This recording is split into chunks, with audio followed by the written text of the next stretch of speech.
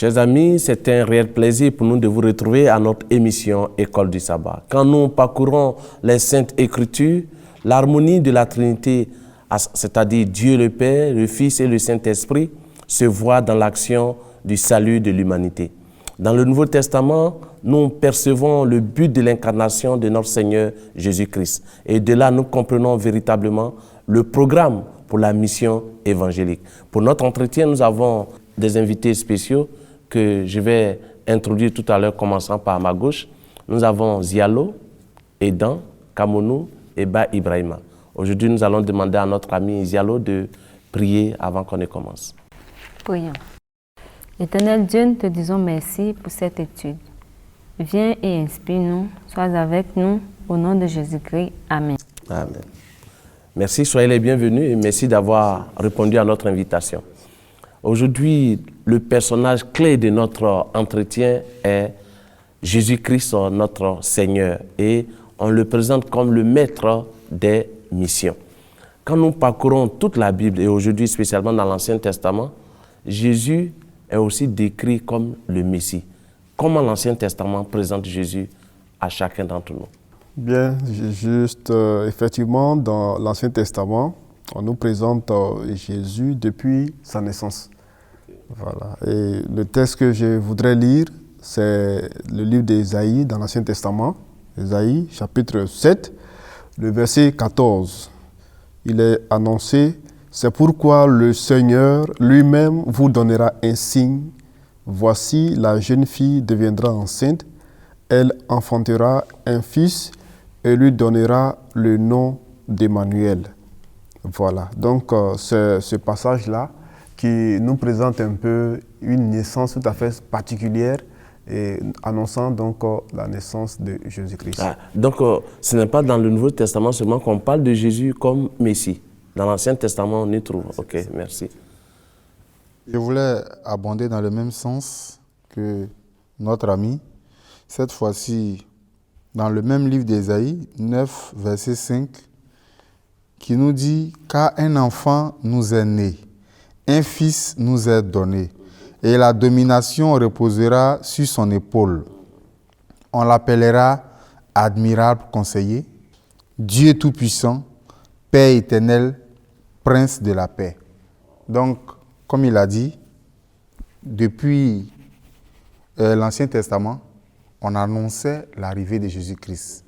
Et aujourd'hui, tout le monde l'appelle Dieu tout-puissant, Prince de paix, mais ce nom-là a été déjà donné depuis l'Ancien Testament dans le livre d'Ésaïe. Et dans les deux textes que vous venez de lire, bon, quand je parcours, il y a quelque chose qui m'intrigue un peu. C'est un message prophétique, mais le temps est au présent. Un fils nous est né, nous est donné, pour montrer que déjà le Messie est déjà là pour accomplir la mission de Dieu. Oui, Edan. Oui, toujours dans l'Ancien Testament, et à part Ésaïe, il y a d'autres prophètes qui ont aussi parlé de la venue du Christ. Je citerai Daniel, dans le chapitre 9, le verset 24, où son temps avait été fixé. On a dit 70 semaines ont été fixées pour mettre fin au péché et pour expier, j'ai paraphrase un peu, pour sceller la vision et le prophète et pour oindre le Saint des Saints. Voilà, donc ce passage fait allusion aussi à Christ en tant que Messie qui viendra expier et effacer le péché du monde. Ok, Ésaïe parle de sa naissance, mais Daniel établit le temps de sa naissance. Oui, merci beaucoup. Oui, Ibrahima. Je voulais parler des œuvres parce que nous savons que Jésus a guéri beaucoup de malades et il a donné la vue à beaucoup d'aveugles. Nous avons l'aveugle Bartimée et autres. Mais cela était déjà dans le livre d'Ésaïe, qui est un livre que j'aime bien parce qu'il a beaucoup parlé de la venue de notre Seigneur. Et Ésaïe 42, on va prendre seulement le verset 16 qui dit « Je ferai marcher les aveugles si un chemin qu'ils ne connaissent pas. Je les conduirai par des sentiers qu'ils ignorent.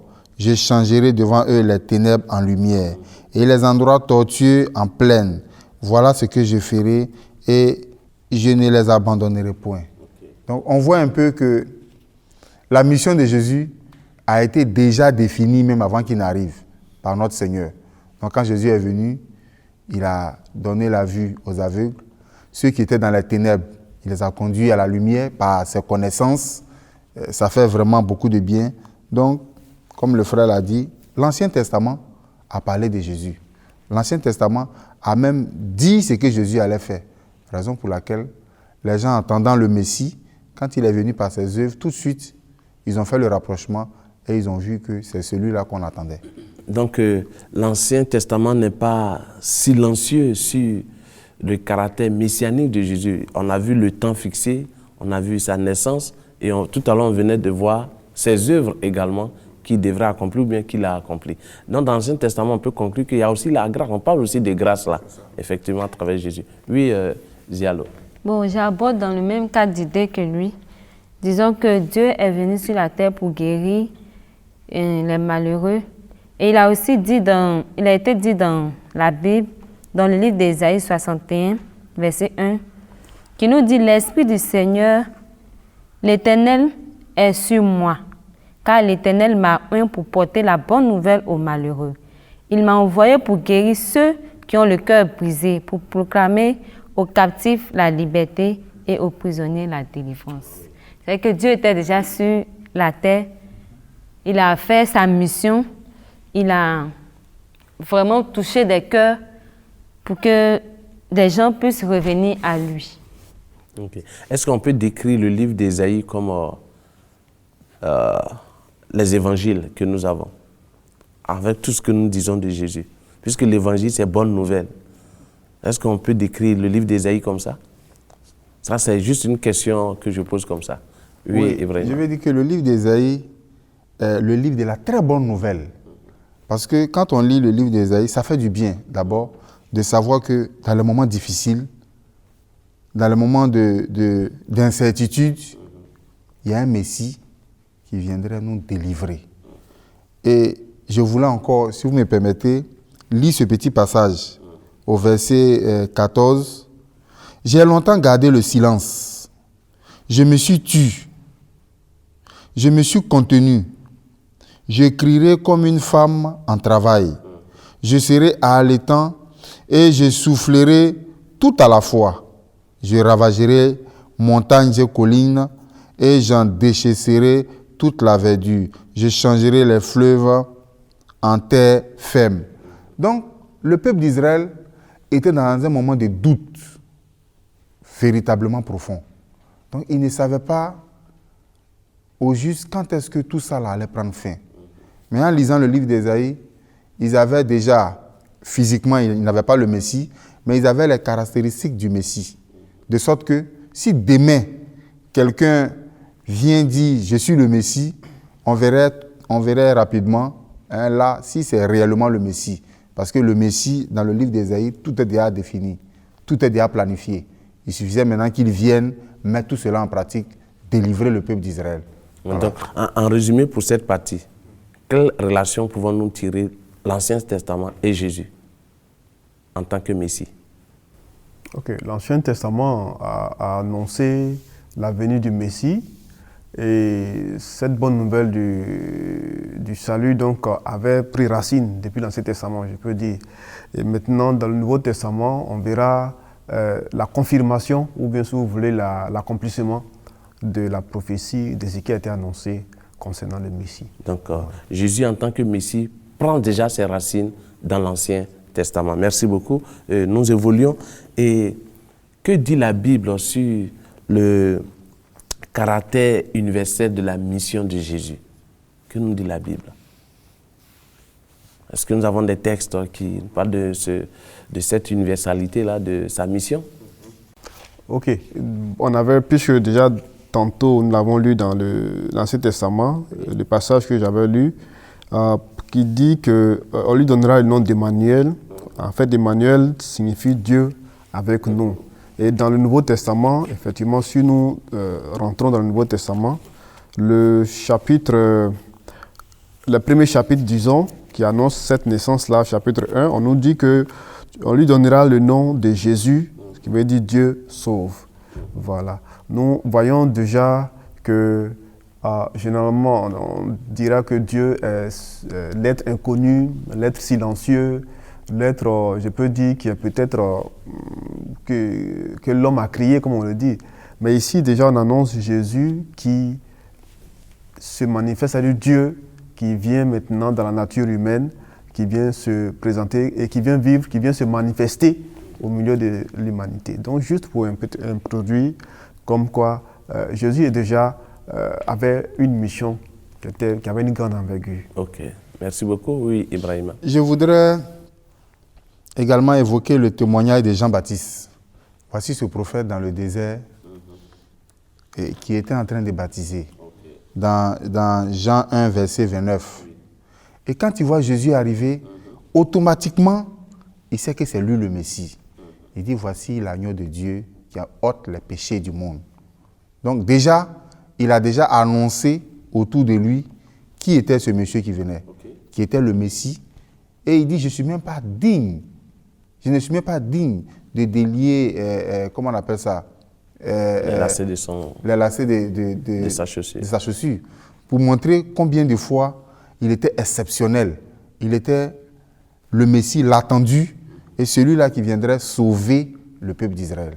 Ouais. Non pas seulement le peuple d'Israël, il dit voici l'agneau de Dieu qui ôte le péché du monde. Voilà. Donc, montrer le caractère universel. Oui, Zialo. Bon, pour sa mission, c'est qu'on nous dit dans Matthieu 15, verset 24, je n'ai été envoyé qu'aux brebis perdues de la maison d'Israël. Pour nous dire que Dieu avait une mission très précise. Il n'a pas dit j'ai été envoyé pour sauver, pour les gens qui sont déjà sauvés, mais pour des gens qui sont perdus. Donc Dieu est venu pour sauver des personnes perdues. Et comme toute l'humanité est perdue, donc c'est pour nous tous que Christ est venu. Oui, Aidan? Oui, pour toujours ajouter à ce qui a été dit, c'est vrai qu'il était venu par le peuple d'Israël, donc pour les Juifs, mais dans la Bible, on mentionne plusieurs fois les gentils, pour lesquels aussi il est venu se sacrifier. Et les gentils, par définition, dans la parole de Dieu, c'est le non-juif en fait. Voilà. Donc, si tu n'es pas juif, tu es gentil. Donc, j'estime que ça concerne tout le monde. Tout le monde. Voilà, ça démontre un peu le caractère universel de la mission de notre Seigneur Jésus-Christ. Ok, merci. Puisqu'on est dans le caractère universel de la mission de Jésus, nous allons aller pas à pas dans ce côté-là, avec les Juifs. Sa mission auprès des Juifs. Est-ce qu'on peut en parler un peu? Ok. D'abord, nous reconnaissons que les Juifs avaient été le peuple choisi de Dieu, élu de Dieu, pour une mission bien importante il s'agissait de donc représenter le caractère de Dieu au monde entier. Mais avec, je peux dire, le péché, avec cette mission qu'ils avaient perdue de vue, Jésus vient maintenant pour sauver, racheter. Elle avait donné un passage comme quoi aux brebis perdues de la maison d'Israël. Donc en premier lieu, Jésus, on voit qu'il est né en Palestine. Et donc pour commencer à sauver d'abord ceux qui avaient été choses qui ont raté leur mission. Il commence par ceux que Dieu avait d'abord désignés pour œuvrer pour lui, mais qui ont perdu de vue. Jésus commence avec eux. Oui, Ibrahima. Alors, ce peuple-là devait, comme on le dit, être avec lui dans cette mission. Le peuple d'Israël devait être le premier peuple qui allait aider Jésus-Christ à gagner le monde entier. C'est pour cela que dans Jean 20, verset 21, il dit « Comme le Père m'a envoyé, moi aussi je vous envoie. » On n'envoie pas n'importe qui. Et quand on t'envoie, comme on le dit, il faut savoir t'envoyer. Voilà qu'il arrive, il s'adresse d'abord au peuple d'Israël. Nous avons une grande mission. Mais moi, le chef, je suis déjà devant. Vous devez me suivre.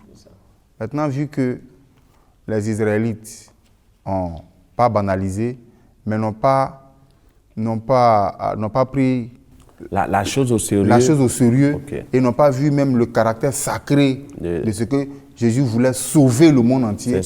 Aujourd'hui, il s'appuie sur nous tous. Il s'appuie sur tout le monde. Nous avons cette tâche-là de sauver le monde. Nous avons cette tâche de dire au monde que ce Jésus-là, il revient. Et il reviendra pour nous prendre. Donc nous aussi, à notre tour, nous ne devons pas faire comme le peuple d'Israël à cette époque. Donc nous devons nous remettre en cause et aller vers les autres, leur parler de Jésus-Christ, le ressusciter et sauver ces âmes-là. Donc on voit sa mission auprès des Juifs est que malgré qu'ils aient perdu de vue cette tâche, cette responsabilité que Dieu leur avait confiée, Jésus, venant sur terre pour accomplir sa mission, ne les a pas aussi écartés pour dire oh non, donc puisque vous n'avez pas voulu, alors je ne m'intéresse pas à vous.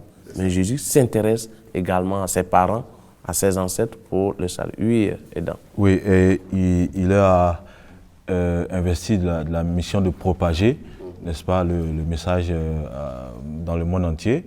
Quand il a mentionné dans le livre de Matthieu il les a qualifiés de sel de la terre. Voilà, il a dit que vous êtes le sel de la terre, que vous êtes une ville située au sommet de la montagne, et une telle ville ne se cache pas. Voilà, tout le monde la voit, donc c'était une manière de leur demander de participer, n'est-ce pas, à la mission de l'évangélisation du monde entier. Oui, je voulais dire, à la suite de l'ami, dit que, en fait, Jésus amène le peuple d'Israël à prendre conscience de son statut. Il n'est pas n'importe qui. Il a une grande mission à jouer. De la race élue. De la race élue, sacerdoce royal. Donc, il donne tous ces qualificatifs pour que le peuple-là se sente véritablement un peu supérieur. Si que les humains, nous sommes tous pareils, mais un peu supérieur. Et que ce peuple-là se dise qu'il est responsable. Supérieur parce qu'ils ont reçu une responsabilité. Une responsabilité, voilà. Ils se sentent responsables de nous. Donc, le peuple doit tout faire, tout mettre en œuvre pour racheter le peuple que nous sommes. Pour racheter ceux qui n'ont pas encore connu Jésus-Christ. Voilà. Okay. Quelle a été l'attitude de Jésus aussi vis-à-vis des gentils qu'on appelle couramment les non-juifs? Jésus avait les bras ouverts. Et nous voyons que pendant les 3 ans et demi du ministère qu'il a accompli sur terre, il a pris le soin de côtoyer aussi ceux qui n'appartenaient pas, mais qu'on considérait comme païens. Nous prenons le cas de la femme samaritaine. L'histoire de la Samaritaine. Et il est bien dit que cette dernière, les Samaritains et les Juifs, ils n'étaient pas il y avait une inimitié entre ces deux. En fait, les Samaritains étaient un peuple marginalisé. Voilà, effectivement. Mais Jésus est allé et a brisé les barrières et a pu parler à cette dame-là qui avait un grand besoin, le besoin du salut. Donc, pour dire que Jésus nous donne ici le programme de la mission. Sa mission est universelle. Et comme c'est lui-même le maître de la mission, il nous montre que nous commençons avec nos proches, notre famille, mais on ne doit pas rester là. Il faut aller aussi auprès de ceux même qu'on ne considère pas, qui sont auprès de nous également. Oui, Zialo. Bon, pour aborder dans le cas de mon ami qui disait que vous êtes le sel de la terre. Le sel a de la saveur. Si on fait une sauce qu'on ne met pas... Et tu parles en tant que femme, donc tu sais ce que le sel fait. Oui. S'il n'y a pas de sel, il n'y a pas de goût à la sauce. Pour nous dire quoi? Que nous devons être des hommes vigoureux. Nous devons avoir de la saveur, aller vers nos frères et sœurs qui, malgré qu'ils ont entendu la parole de Dieu, mais qui ne connaissent pas encore la vérité, nous devons leur dire cette vérité-là. Ok, donc en allant vers les autres, il faudrait qu'on ait de la saveur. Parce que quand Jésus dit, si vous perdez votre saveur, vous ne servez pas. Donc en allant propager la bonne nouvelle, si on perd notre saveur, on sera rejeté parce qu'on ne servira à rien. Oui, Ibrahim, j'avais vu que tu voulais intervenir. Oui, je pense qu'elle a un peu répondu à ma préoccupation. En fait, c'est ça. C'est une saveur que nous devons répandre. C'est une grande mission. Donc, tous, nous sommes impliqués. Mais le plus important, et c'est ce que je voulais, c'est sur ça que je voulais revenir. Quand j'ai fait le rapprochement avec les Samaritains, Jésus ne fait exception de personne. Le royaume des cieux est pour tout le monde. Est pour tout le monde.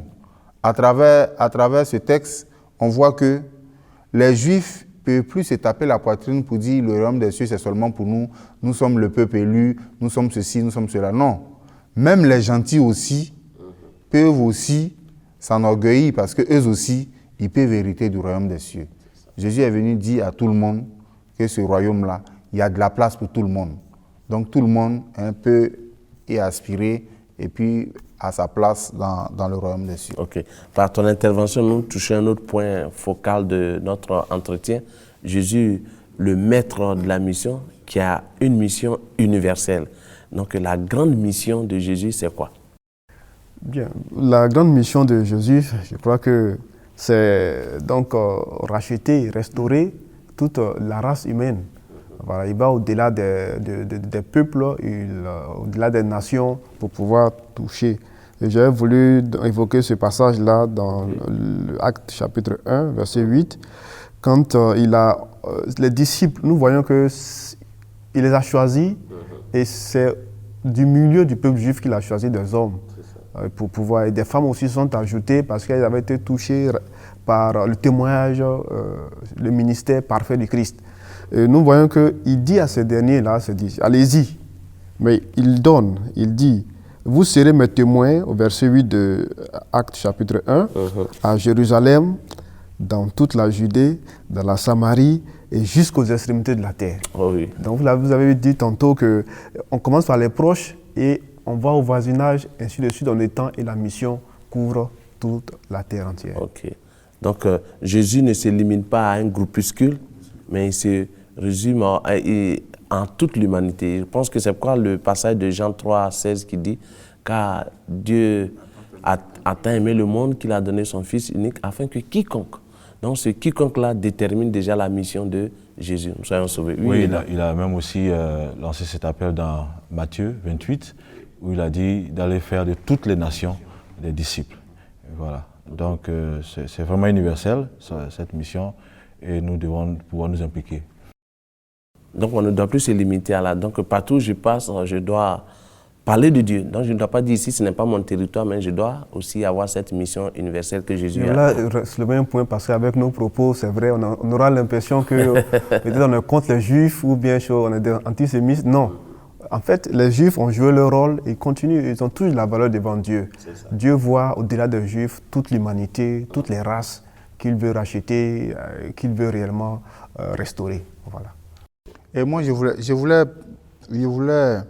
prendre cette image d'un berger qui se retrouve en face de son troupeau et qui s'endort un tout petit peu et qui voit le troupeau dispersé un peu partout. Sa mission, c'est de les regrouper d'abord et de les conduire. Donc, voici un peu la mission de Jésus-Christ. C'est de racheter tous ses enfants. Tous, nous sommes les enfants de Christ. Jésus a besoin de nous. C'est peut-être qu'à un moment donné, nous sommes un peu égarés, mais nous devons toujours mettre en tête que Jésus nous aime. Et il fera tout. Il fera tout pour que nous puissions rejoindre la bergerie. Voilà, c'est cette image-là que je voulais. Et voyons aussi, Jésus, dans l'accomplissement de sa mission, on a vu aussi les Juifs, les gentils. De quelle manière Jésus a abordé ces différents peuples-là, ces différents groupes de personnes? Ça a été... oui, Zialo. Okay. Bon, je peux dire que Jésus s'est mis dans la peau de ces personnes-là. Et si tu es malheureux, il vient vers toi, il te donne ce dont tu as besoin, bien avant de donner la bonne nouvelle. Il est compatissant, lent à la colère et riche en bonté. Donc Jésus se mettait dans la peau des personnes pour pouvoir donner cette bonne nouvelle. Ok. Quand il se retrouvait avec les Juifs, selon la culture juive, il avait sa manière de présenter le message. Oui, il a une approche, comment je peux dire ça, personnalisée. C'est ça. Voilà. Selon les individus, comme il a fait pour la femme samaritaine, c'est vrai que c'était un peuple qui n'était pas trop aimé des Juifs. C'est ça. Voilà. Il y avait beaucoup de circonstances qui faisaient que Jésus aurait eu des problèmes là, à ce niveau. Être là seul avec une femme, c'est ça. Voilà, sans son mari à côté, la loi juive ne le permettait pas. Voilà, les Samaritains. Mais bon, Jésus était en dehors du cadre de la loi des Juifs, il était dans un autre. Voilà. C'est ça. Donc, tout cet aspect culturel et traditionnel, Jésus, il est le créateur. C'est ça. Donc, il connaît toutes ces choses et donc il s'en sert pour pouvoir faire passer son message. Ok. En fait, Jésus utilisait toutes les occasions. Il n'avait pas de préjugés au préalable. C'est ça aussi. Aucune barrière, voilà. en fait. Et quand il était avec un juif, il savait comment délivrer son message. Quand il était avec un non-juif, il le savait aussi. Donc, c'est des enseignements qu'on dit le maître de la mission, c'est celui qui sait comment faire les choses. Oui, Ibrahim. Et je vois que toute cette mission était basée sur l'amour. C'est ça. C'est-à-dire, il avait une véritable communication qui se faisait entre Jésus et ses peuples-là. Même quand il était question de réprimer le peuple d'Israël qui s'accrochait encore à la culture, à la civilisation, de sorte qu'on ne devrait même pas côtoyer les Samaritains. Il perdait de vue même le message essentiel. Comme tu viens de le dire, il mettait en avant l'essentiel. L'essentiel, c'était le frère qui est là, c'était la sœur qui est là, l'ami qu'il fallait voir, mais il ne fallait pas voir ces sujections culturelles que l'homme avait fabriquées pour essayer de créer une division entre les peuples. Des barrières. Donc, voilà, entre les barrières entre ces peuples-là. Donc il était venu juste pour créer l'amour. Mais je pense qu'après son passage, les Juifs avaient une autre vision des Samaritains. Ils avaient une autre manière de voir. On a parlé du bon Samaritain et tout ça. Et je pense que c'est pourquoi, pour juste conclure notre entretien, pour dire que quand Jésus est arrivé à un moment donné, il a dit « Suis-moi ». On voyait que tout le monde le suivait parce que les gens avaient compris son message et ils étaient prêts maintenant à écouter ce qu'il leur apportait. Vraiment, merci pour le temps que vous nous avez accordé. Chers amis, nous vous disons merci pour votre aimable attention. Au terme de notre entretien, que devons-nous garder comme enseignement? Jésus a dit à ses disciples de veiller. Nous devons être dans la position de ceux qui attendent l'ordre de leur capitaine. Ils veillent, attendent, prient, travaillent, alors qu'ils approchent du temps de la fin. Que Dieu vous bénisse et que nous nous retrouvons pour une prochaine rencontre. Remercions Dieu. Notre Dieu, nous voulons te dire merci pour ce temps passé à l'étude de ta parole. Merci pour toutes ces grâces. Au nom de notre Seigneur Jésus-Christ. Amen. Amen.